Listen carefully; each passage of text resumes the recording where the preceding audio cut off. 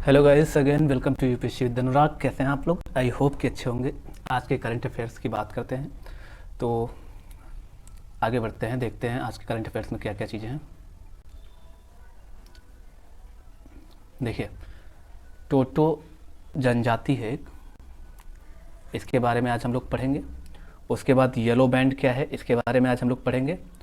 और third number पे hoc plum क्या है, इसके बारे में पढ़ेंगे। ठीक है, तो बेसिकली ये तीन टॉपिक आज हम ख़त्म करेंगे। तो चलिए टोटो जनजाति के बारे में जानते हैं।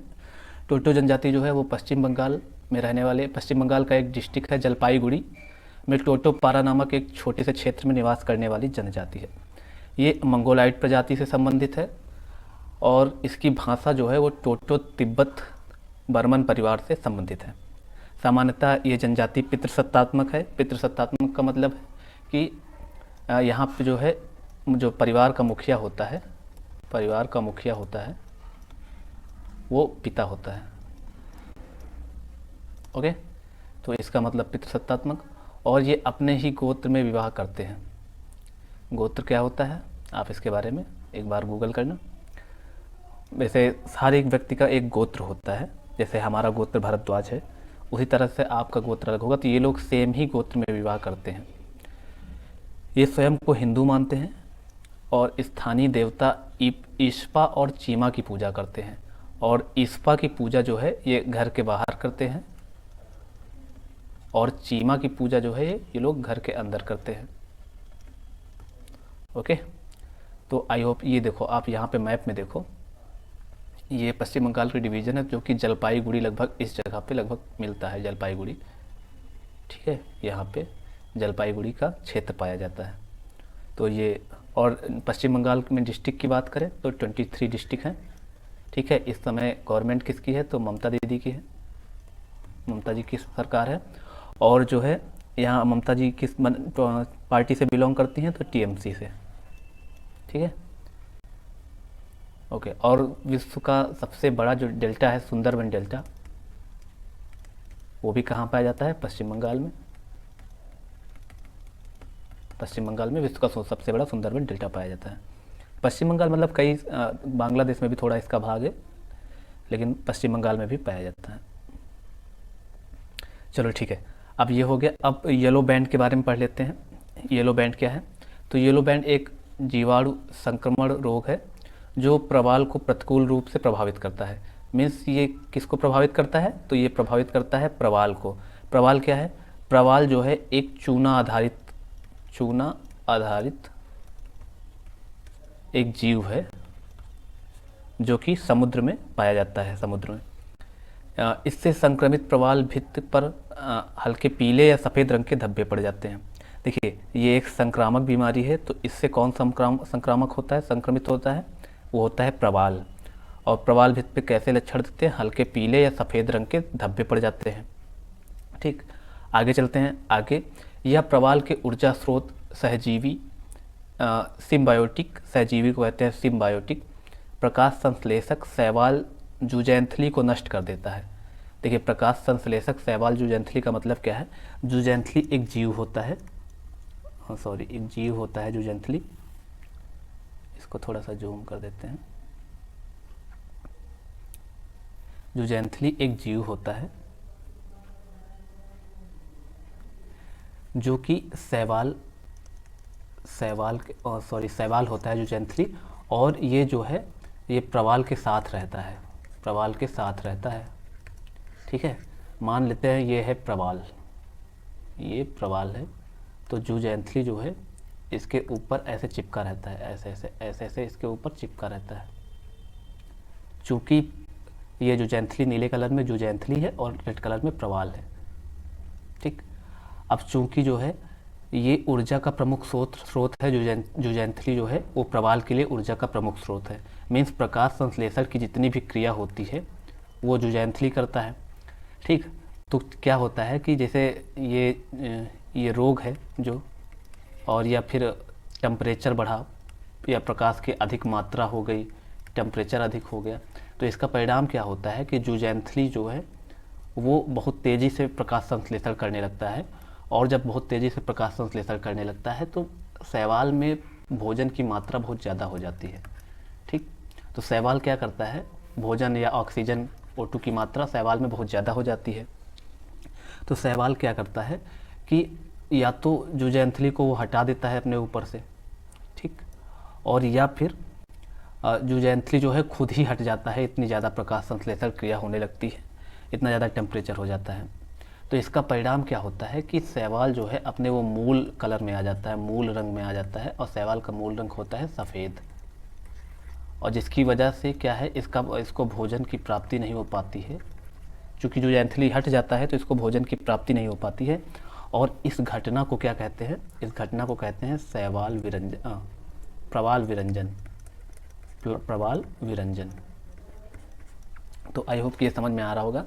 इसके कुछ कारण हैं कि अत्यधिक मछली पकड़ना, अवैज्ञानिक तरीके से, प्रदूषण, जलवायु परिवर्तन के कारण जल का बढ़ता तापमान प्रवाल को येलो बैंड रोग के प्रति अत्यधिक संवेदनशील बनाता है। ओके, प्रवाल में वर्तमान में इस रोग के संक्रमण के कारण थाईलैंड के सामेसैन द्वीप पर स्थित प्रवाल भित्ति नष्ट हो गए। देखिए प्रवाल भित्ति जो होता है, देखिए प्रवाल क्या है, एक जीव है, और प्रवाल जो मर जाते हैं जब, तो एक दीवारनुमा संरचना बनती है, दीवारनुमा संरचना बनती है। इस संरचना को क्या कहते हैं, प्रवाल भित्ति। इस संरचना को ही प्रवाल भित्ति के नाम से जाना जाता है। ठीक है, वैसे तो मैं प्रवाल का पूरा चैप्टर आपको पढ़ा सकता हूँ, बहुत इंपॉर्टेंट चैप्टर है, यूपीएससी प्री और मेंस दोनों में यहाँ से क्वेश्चन पूछे जाते हैं। ठीक है, तो आगे देखते हैं क्या है। अब आगे है हॉग प्लम। हॉग प्लम सामान्यतः कच्चे आम के समान दिखाई देने वाला एक फल होता है। आपको प्रवाल विभंजन की मैं इमेज दिखा देता हूँ। देखो ये, देखो ये इमेज आप ध्यान से देखो। देखो ये है हेल्थी कोरल, और ये है ब्लीच्ड कोरल, और ये है डेड कोरल। ठीक, तो हेल्थी कोरल में देखिए क्या है कि ये वाइट वाला जो है ये प्रवाल है। ठीक, और ये जो देखिए ये ऐसे लगभग कलर्ड फुल दिखते हैं जो हेल्थी कोरल होते हैं, रेड कलर का, नीले कलर का, कई सारे कलरों में दिखते हैं। और ये देखिए जो छोटी छोटी जो पार्टिकल इसमें चिपके हुए हैं, ये हैं जुजैंथली, जो कि प्रकाश संश्लेषण करते हैं, और इस प्रकाश संश्लेषण के द्वारा प्रवाल को भोजन उपलब्ध करवाते हैं। तो इससे दोनों में क्या, एक जीव ये है और एक प्रवाल जीव है, तो दोनों के बीच क्या है, सहजीविता का संबंध बनता है। ठीक, सिम्बायोटिक जिसको कहते हैं। उसके बाद क्या होता है कि अगर देखिए प्रवाल जो है वो 20 से 21 डिग्री सेल्सियस में ही जीवित रहने के लिए अनुकूलित होते हैं, लेकिन क्या है, वैश्विक तापमान और टेम्परेचर, ऐसी बहुत सारी गतिविधियाँ हो रही हैं जिसके कारण जो है ये प्रवाल जो जुजैंथली को हटा देता है। देखिए यहाँ पे क्या है, जुजैंथली देखिए हट गए हैं यहाँ पर सेकेंड इमेज में, इस इमेज में जुजैंथली जो है प्रवाल के ऊपर से हट गए हैं, तो प्रवाल देखिए वाइट कलर का हो गया है। ठीक, अब थर्ड इमेज में क्या है कि प्रवाल जो है देखिए मर रहा है धीरे धीरे, इसका पूरा कलर चला गया और ये डेड हो गया। इसको नीचे आप अच्छी तरीके से देख सकते हो। देखिए ये है स्वस्थ प्रवाल, देखिए ब्लू कलर में, अलग अलग कलरों में है। उसके बाद जो है ये एकदम वाइट हो गया है। ठीक, और इसके बाद इसमें मर गया है। तो इस जो घटना होती है यहाँ से, या ये तीनों जो चरणों की घटना होती है, इसी को प्रवाल विभंजन कहते हैं, प्रवाल विभंजन कहते हैं। और प्रवाल विभंजन की जो घटना है वो बहुत सारे उसके कारण हैं, जिसमें से मैं कुछ आपको बता देता हूँ। जैसे कि पर्यावरण प्रदूषण हो गया, और इसके अलावा जो है देखिए इसको हम दो भागों में अगर बांट लें, एक होता है प्राकृतिक और दूसरा होता है मानव निर्मित। बहुत इम्पॉर्टेंट है। प्राकृतिक कारणों में कौन कौन से हैं, तो एल नीनो हो गया, ठीक, हरिकेन हो गया, चक्रवात जो आते हैं उनकी वजह से भी प्रवाल संरचनाएं नष्ट हो जाती हैं। सागर का अम्लीकरण हो गया, सागर का अम्लीकरण हो गया। ओके, और प्रवाल भित्ति को खाने वाले बहुत सारे समुदाय भी होते हैं, या रोग हो गया कोई प्रवाल भित्ति में लग जाए, तो एल नीनो, हरिकेन, सागर, ये सब नेचुरल कारण है। और मानव निर्मित कारणों में तो इनकी संख्या ही अलग है। देखिए अवैज्ञानिक मछली पकड़ने का तरीका, अवैज्ञानिक तरीका मछली पकड़ने का। इसके अलावा तटीय विकास, तटीय विकास का मतलब क्या है कि देखिए जो तट होता है समुद्र का, उसके आसपास बहुत सारे इंफ्रास्ट्रक्चर डेवलप किए जा रहे हैं, जिसकी वजह से प्रवाल भित्तियाँ जो है वो नष्ट हो जा रही हैं।